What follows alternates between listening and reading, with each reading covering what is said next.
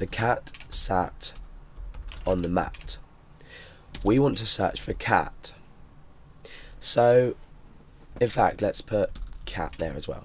So, we want to search for cat. There are two instances of the word cat inside this string here. So, what we need to do is we need to start at an offset of 0. Let's pull all this down so it doesn't distract us. We're starting at an offset of 0. So it's going to start from before the T. This is position 0. This is 1. Remember we start at 0. So we're going to go 0, 1, 2, 3. 4 is where the C starts. So 1, 2, 3, 4. That's where it starts.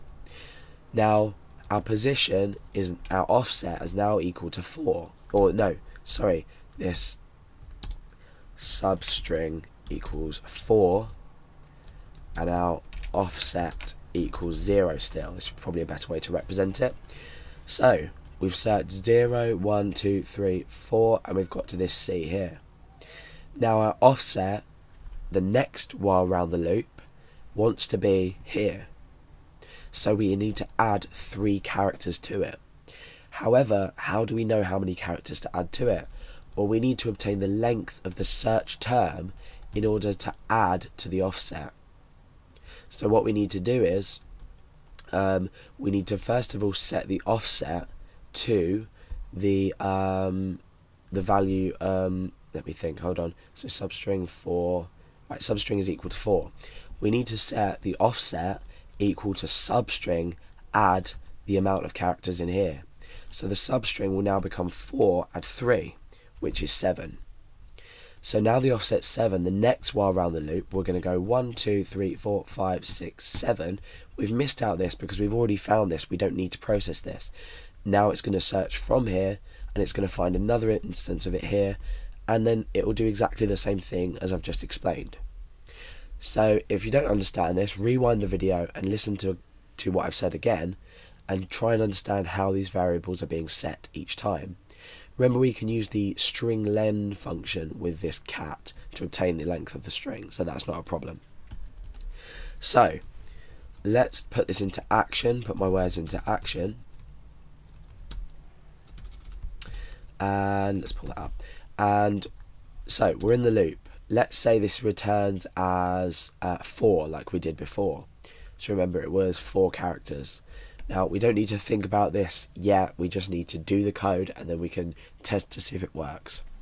So the offset is now going to be equal to strpos add, and we need to add the string length of the search text. So let's come down here and say search length equals strlen. This is going to return the length of the string in an integer. So search. Now what we do is just add that on. Okay. So now what will happen is the next while around this loop, the offset will dynamically change because we've used a variable here and we've changed the variable here. When we started at 0, each time around the loop, this is going to be dynamic and change. So let's echo this out each time. Put a line break on the end so we can test what we're doing. So the cat sat on the mat, or the cat sat on the cat. We're going to search for cat. We're replacing with, at the moment this doesn't matter because we haven't taken this into account in our program. So we click find and replace, and we'll return with 7 and 22. Now this has disappeared, but let's just retype it.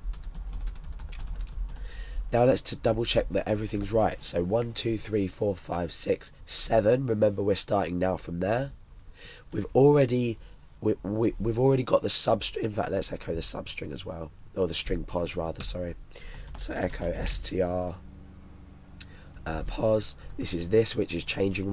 Remember, and we'll put a break on the end of that. So we're going to output the string position, then the offset, then the string position again, then the offset, because we've got 2 instances of cat. So search for cat, replace with monkey, find and replace. So let's type this again. The cat. So at position 4, 1, 2, 3, 4, we find the word cat. we skip this because we know the position, so that's fine. We can replace that later with the substring replace function. 1, 2, 3 on is at position 7, so 4, 5, 6, 7. Now we begin searching from here, so 1, 7, 8, 9, 10, 11, 12, 13, 14, 15, 16, 17, 18, 19. At 19 here we find the instance of the word cat, and 3 later we end up with 22. Now at this point we're at the end of the string, so in our program this is going to evaluate to false, so we're going to break the loop. It's as simple as that, thinking about it. However, when you are writing it, you might find it a bit hard to get around the logic. So if I was to say cat, cat, cat after this, and I'm searching for cat, again monkey doesn't matter right now, and I can replace, we get a whole bunch of variables, numbers here, sorry, telling us the position and where we're starting from after.